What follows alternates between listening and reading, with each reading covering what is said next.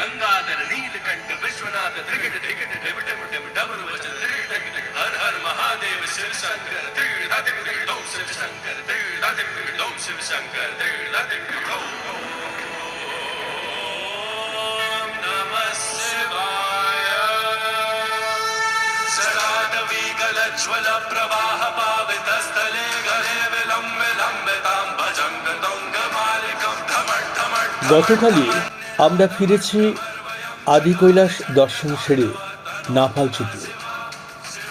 পাহাড়ের হিমেল হাওয়া, মেঘে ঢাকা নির্জনতা আর সেই পবিত্রতার রেশ এখনো মন থেকে যায়নি।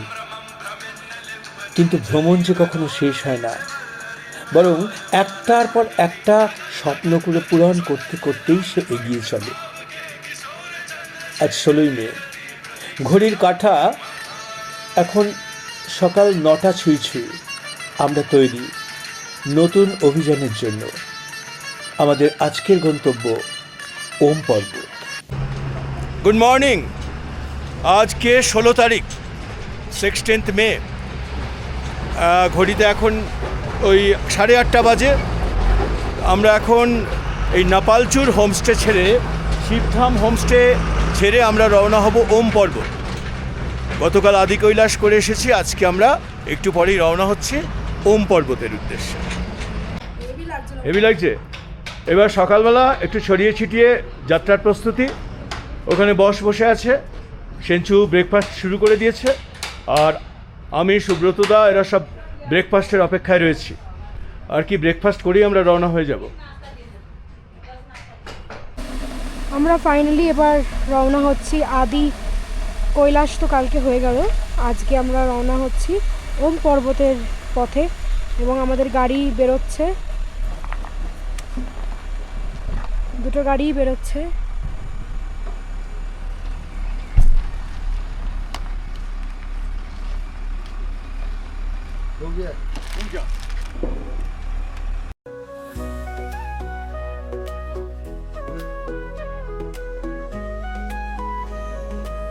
গাড়ি স্টার্ট হতেই আমরা সেলফ ড্রাইভে আবার বেরিয়ে পড়লাম।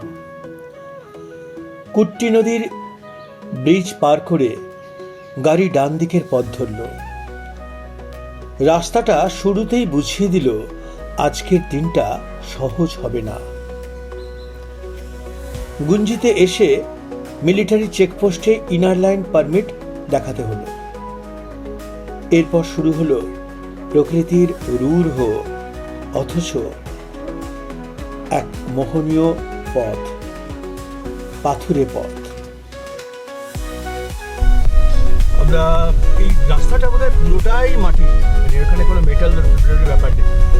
মানে হ্যাঁ, প্রচণ্ড ধসপ্রবণ, স্লাইড হয়, রকফল জোন, আর পুরো রাস্তাটাই এইরকম মনে হচ্ছে, যেটুকু শুনেছি। পুরো রাস্তাটাই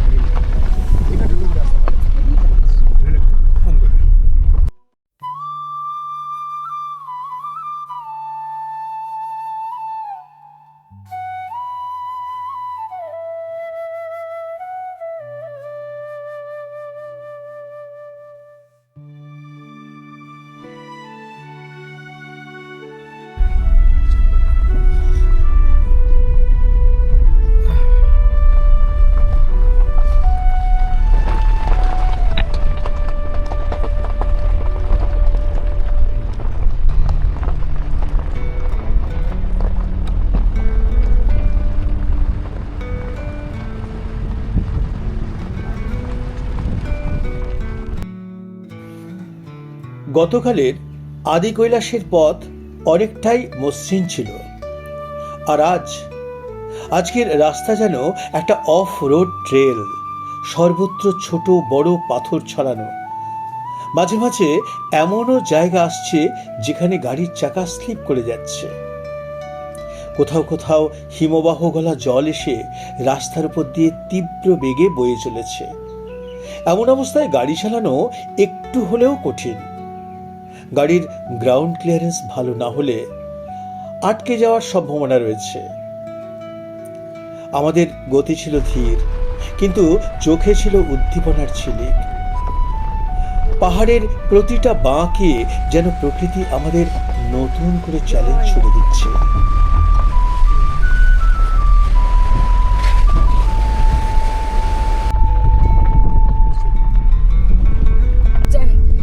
জয় শিব ঠাকুরের জয়।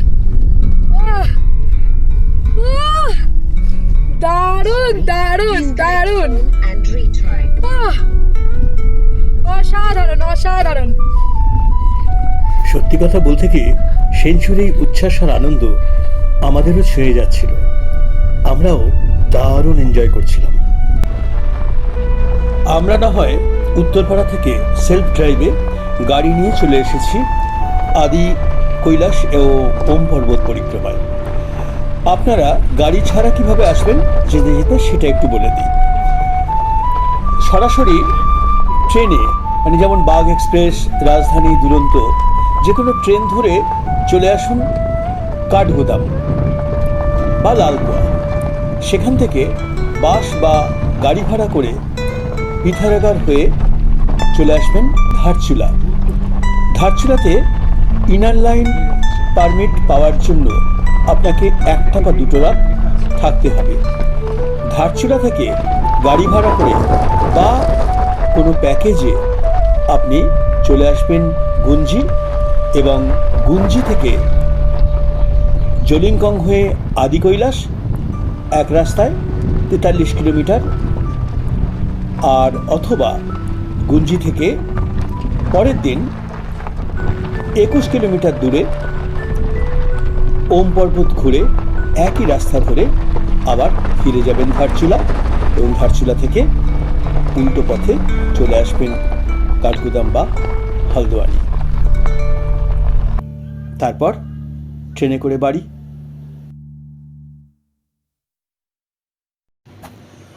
এক সময় পৌঁছে গেলাম ওম পর্বতের পাদদেশে। গাড়ি থামিয়ে বেরিয়ে এলাম সবাই। ছোট্ট একটা সংকীর্ণ রাস্তা ধরে কিছুটা এগিয়ে গেলাম ওম পর্বতের আরও কাছে।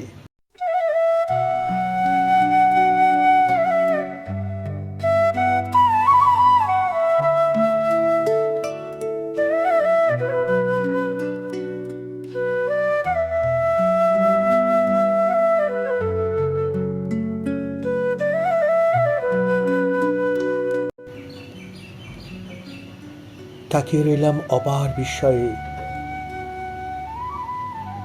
পাহাড়ের গায়ে স্পষ্ট ওম প্রতীকের ছাপ, যেন স্বয়ং সৃষ্টিকর্তার উপস্থিতির বার্তা দেয়।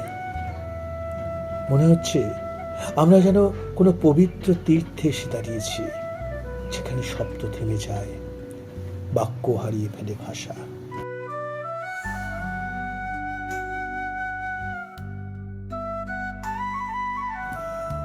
ভারতের উত্তরাখণ্ড রাজ্যের পিথোরাগড় জেলার ভারত নেপাল সীমান্তের কাছে প্রত্যন্ত পাহাড়ি অঞ্চলে দাঁড়িয়ে আছে এই রহস্যময় পবিত্র শৃঙ্গ ওম পর্বত। উচ্চতা 20,312 ফুট। এটি শুধুমাত্র একটা পাহাড় নয়, বরং হিন্দু, বৌদ্ধ ও জৈন ধর্মের মানুষদের কাছে এক অপরিসীম পবিত্র অনুভূতি।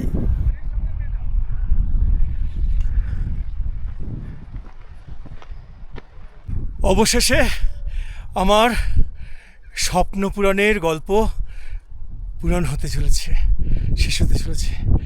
এ তো শুধু একমাত্র লং ড্রাইভ নয়, আজ এ আমার স্বপ্ন পূরণের গল্প। আজ এসে হাজির হয়েছি বহু কাঙ্ক্ষিত ওম পর্বতের পদতলে।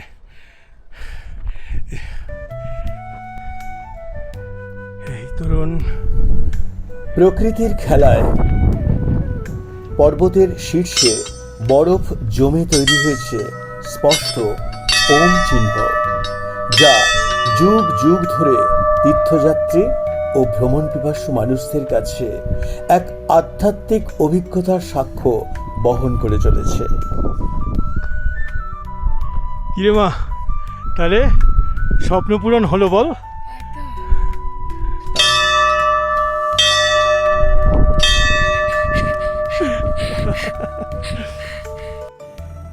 হিন্দু শাস্ত্রে বলা হয়েছে যে এই অঞ্চলেই মহাদেব শিব তপস্যায় লীন হয়েছিলেন। সেই তপস্যার শক্তির ফলে প্রকৃতি বরফের মধ্যে অঙ্কন করেছে পবিত্র মন্ত্র ওম। শিবপুরাণ ও স্কন্দ পুরাণে ওম পর্বতের উল্লেখ পাওয়া যায়, যেখানে বলা হয়েছে স্বয়ং শিব ধ্যানমগ্ন যেখানে, সেখানে প্রকৃতিও স্বয়ং মন্ত্রের রূপে প্রকাশিত।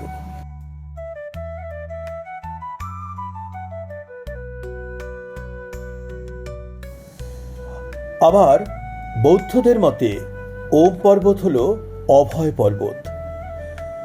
জৈন ধর্মে বিশ্বাস করা হয় যে প্রথম তীর্থঙ্কর ঋষভদেব এই অঞ্চলে তপস্যা করেছিলেন।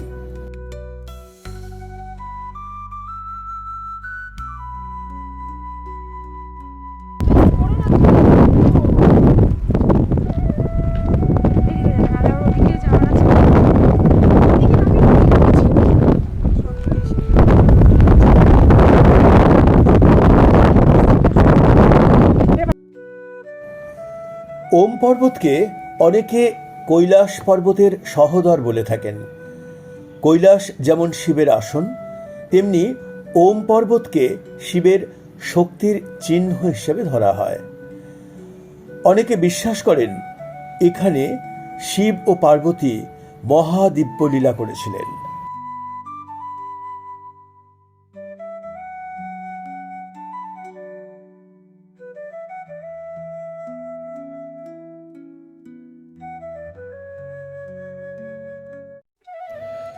ওম পর্বত দর্শন শেষ, এবার ফেরার পালা। এতক্ষণ আপনাদের সাথেই এই অসাধারণ যাত্রাপথ ভাগ করে নিতে পেরে আমাদেরও খুব ভালো লাগছে। আপনাদেরও যদি এই ভিডিও ভালো লেগে থাকে তাহলে সাবস্ক্রাইব করতে ভুলবেন না, আর বেল আইকনটা অন রেখে পরের অ্যাডভেঞ্চার ট্রিপের জন্য তৈরি থাকুন আমাদের সাথেই। পরের পর্বে দেখা হবে ধর্মা ভ্যালির পথে। আপনাদের নিয়ে যাব পঞ্চচল্লী বেস ক্যাম্প।